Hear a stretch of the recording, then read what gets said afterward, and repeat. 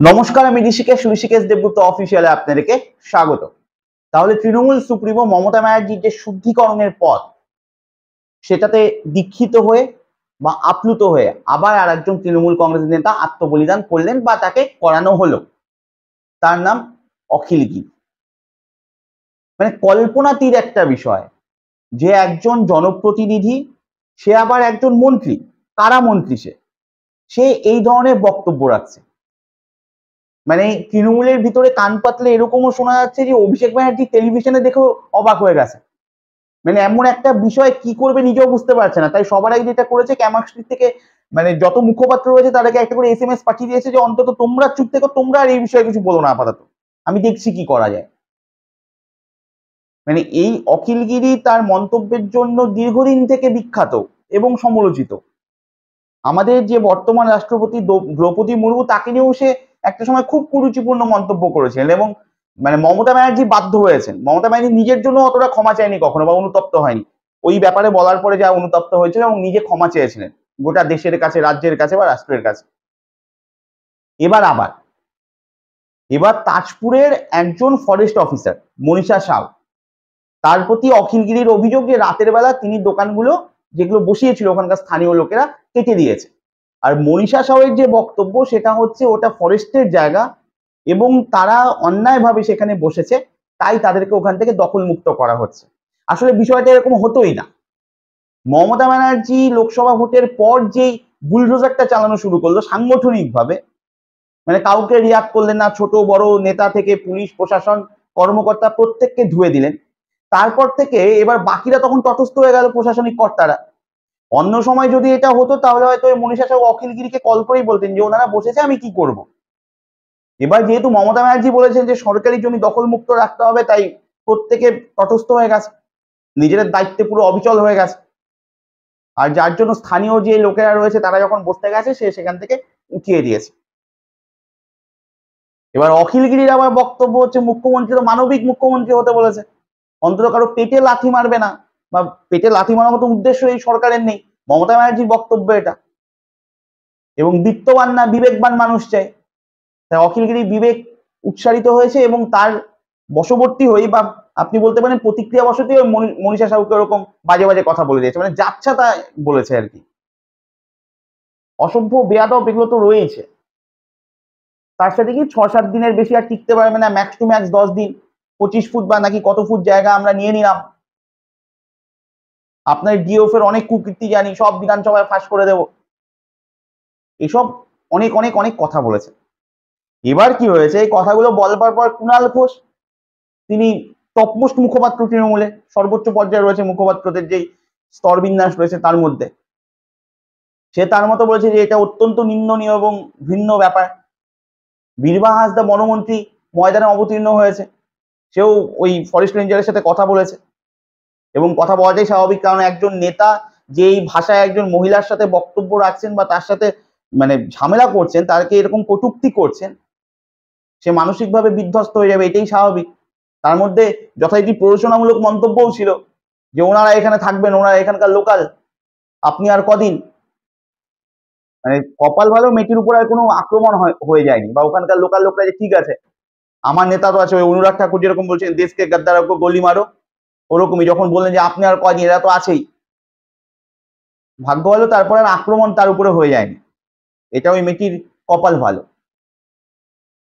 এবার কি বলতে চাইলাম প্রথমেই, সেটা হচ্ছে আত্মবলিদানের যে গল্পটা, সেটা একটা না একটা স্টেপ তো নিতেই হতো তৃণমূল কংগ্রেসকে, যেহেতু শুদ্ধিকরণের গল্প আসছে।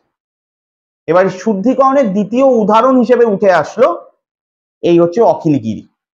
প্রথমে দেবাশিস প্রামাণিক, উত্তরবঙ্গের জমি মাফিয়া বা এরপরে জমি নিয়ে যত কেস কামারি হবে বা যত কথা হবে, এই শুদ্ধিকরণের রাস্তায় প্রথম ওই উদাহরণটা জল জল করবে, দেখো আমরা কিন্তু জমি মাফিয়াকে রেয়াত করিনি, অন্তত একজন হলেও তুলেছি।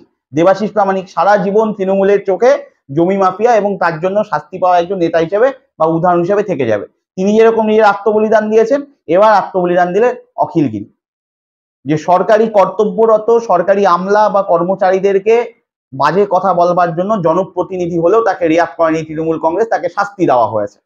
উদাহরণকে অখিলগিরি। আচ্ছা আমি বুঝি না, মানে এই যে যোগ্যতার বাইরে যে দিয়ে দেওয়া হয় দায়িত্বগুলো, এগুলো কেন দেওয়া হয়? মানে অখিলগিরিকে উঠানোর মূল উদ্দেশ্যটা এটা যে পূর্ব মেদিনীপুরটাকে দখলে রাখা, যেহেতু তিনি শুভেন্দু অধিকারীর বিরুদ্ধে লবি বা উল্টো লবি, এটা নিয়ে সারা জীবন বা এটা সর্বজন বিদিত একটা বিষয়, এর জন্য। আর ওদিকে কি এই ট্রেন্ডটাই চলে, যেরকম তৃণমূল কংগ্রেসের আমলে শুভেন্দু অধিকারী পুরো ফুলে ফেপে উঠেছিল, সবকিছু রয়েছে, তার দাদা ভাই বাবা যা যা রয়েছে আর কি পরিবারের প্রত্যেকে কিছু না কিছু মধ্যে যুক্ত ছিল, তৃণমূল কংগ্রেসের কোনো পদে ছিল বা সরকারি কোনো পদে ছিল বা কেউ জনপ্রতিনিধি ছিল। বিজেপির আমলেও তাই, দুই ভাই তিন ভাই নিজেদের মধ্যে সব ভাগ বাটোয়ারা করে নিয়েছে পদগুলো। এবার মানে তার মানে কি এই কাউন্টারটা দেওয়ার জন্যই এখানেও পরিবারবাদ তুলে আনা হচ্ছিল। তার কারণ অখিলগিরিকে কিন্তু আপনি খালি অখিলগিরি হিসেবে বিচার করলে হবে না, তার ছেলেও ওখানকার সম্ভবত পৌরসভার চেয়ারম্যান এবং সাংগঠনিক পদেও রয়েছে, দায়িত্বও রয়েছে। তো আমার কথা এটাও যে ওই মেদিনীপুরে ওদিকে কি এই ট্রেনটা চলে যে বাপ বেটা জ্যাঠা কাকা যারা আছে বংশ পরম্পরায় সবাই নিজেদের মধ্যেই ভাগ বাটোয়ারা করে খাবে, গ্রামের অন্য কারো কাছে আর যাবে না, এটা একটি বিষয়। তারপরেও আমি বলবো এই যে দ্বিতীয় উদাহরণ হিসেবে তৃণমূল কংগ্রেসের যে আত্মবলিদান দিয়েছে অখিলগিরি, তারপরেও বলবো কিছু ক্ষেত্রে তো ভালো। তাও সরকার এবং জনপ্রতিনিধির মধ্যে যে সম্পর্কটা, সেই সম্পর্কটা পারস্পরিক নির্ভরশীলতার সম্পর্ক। জনপ্রতিনিধিদের কাজ হচ্ছে সরকারের বিভিন্ন স্তরে থেকে জনগণের যে চিন্তা ভাবনা, জনগণের যে চাহিদা, সেটার প্রতিফলন ঘটানো এবং নীতি নির্ধারণ করা, আইন প্রণয়ন করা। সরকারের কাজ আবার এই জনপ্রতিনিধিদের মাধ্যমে নির্ধারিত নীতি এবং আইনকে মানে সমাজের জন্যই বা এই জনগণের জন্যই বাস্তবায়িত করা। তার মানে বেসিক্যালি সরকার এবং জনগণের মাঝখানে সেতু বন্ধনের কাজ করে জনপ্রতিনিধি। সেদিক থেকে তো অখিলগিরি ভালো, আপনাদের মেনে নেওয়া উচিত যে তিনি ওখানকার কিছু মানুষের অন্তত নিজে কথা বলতে এসেছেন। জনপ্রতিনিধি কাজ, কার সাথে কথা বলতে এসেছিলেন সে বাজেভাবে বলেছে অবশ্যই, সরকারি কর্মচারীর সাথে। কাদের হয়ে বলতে গেছিলেন? ওখানকার স্থানীয় জনগণের হয়ে। তার বক্তব্য ছিল যে এই মানুষগুলো দীর্ঘদিন থেকে ওখানে থাকে এবং বাদ যখন থেকে হয়নি তখন থেকে নিজেদের জীবনকে ঝুঁকি নিয়ে ওখানে থাকে, তারা তাদের জীবন অতিবাহিত করে। তো মানবিক জায়গা থেকে কিছু একটা করা উচিত ছিল। তাও জনপ্রতিনিধি হিসেবে এগিয়ে আসছে। আপনি বাকিদের কথা ভাবুন, লাল টুকটুকে গাল, রঙিন চশমা, পায়জামা পাঞ্জাবি, ধুতি পাঞ্জাবি, স্নিকার্স, এই যে জনপ্রতিনিধিরা, তারা তো আবার সাবওয়ে খুলে রেখেছে। আর এই সাবওয়ের এক একটা প্রতিফলনই এই আপনার কি জেসিবি, তাজমুল হক, তারপর জামাল হক নাকি জামাল সর্দার, তার সাথে এই জয়ন্ত সিং, শেখ শাহজাহান, এ তো আবার প্রো ভার্সন, মানে হাসপাতালে থেকেও ভাগের হিসাবটা ঠিক নিয়ে নিয়েছে। তো সেদিক থেকে তো অখিলগিরি ভালো। আজকে শুদ্ধিকরণের পথে হাঁটতে হচ্ছে। একটি সরকার এতদিন থেকে 2011 সাল থেকে আছে, প্রায় 12 বছর হয়ে গেল। এবার 12 বছরের একটি সরকার, তার সামনে মানে এরকম একটি চক্র চলছে, তারা নির্দ্বিধায় চালাচ্ছে। গ্রামের মানুষ প্রশাসনের কাছে ছুটে গেছে, উপায় নেই, প্রশাসন বলেছে মিটিয়ে নেওয়া হবে। প্রশাসনের ওখান থেকেই খবর চলে আসছে যে অমুক লোক আসছে, তার বাড়ি থেকে আমার নেতারা চড়াও, তোমার সাহস কি করে হয় আমার নামে বলার। তার মানে সুরাহা কোনোদিনই কোনো মানুষ পায়নি। অথচ যত দিন গেছে 2011 সালের পর থেকে সরকার বেশিরভাগ ক্ষেত্রে মুখ এবং বধির হয়ে গেছে, আর এর জন্যই মানুষ সুরাহাটা পায়নি, কেউ কোনো কথা বলতে পারেনি। আর এর জন্যই এই জেসিবি বলুন, এই জামাল সর্দার বলুন, আপনি জয়ন্ত সিং বলুন, আপনি শেখ শাহজাহান বলুন, আপনি এই শিবু সর্দার বলুন, এই ব্যাঙের ছাতার মতো এই শ্রেণীটা গজিয়ে উঠেছে। বর্ডার টপকে কাঁটাটার টপকে কজন ঢুকছে ওই হিসাব যদি থাকতে পারে, আর একটি অঞ্চলের মধ্যে চুনুপুটি কিছু ছেলে কেবলমাত্র ওখানে বেতাজ বাচ্চা হয়ে থেকে যাচ্ছে, তারা যা খুশি তাই করছে এবং সেটার খবর পুলিশের কাছে থাকছে না, এটা বিশ্বাস করতে হবে।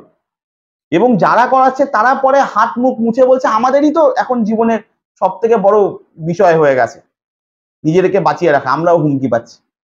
এবং প্রতিযোগিতা চলছে, কে কতবার হুমকি পেয়েছে, কে আগে পেয়েছে, কে পরে পেয়েছে। সেদিক থেকে তো ভাবুন অখিলগিরি ভালো, সাবওয়ে করেনি, সরাসরি জনপ্রতিনিধি হয়ে জনগণের হয়ে কথা বলতে গেছে। সে ভুল উপায়ে বলেছে, ভুল ভাবে বলেছে।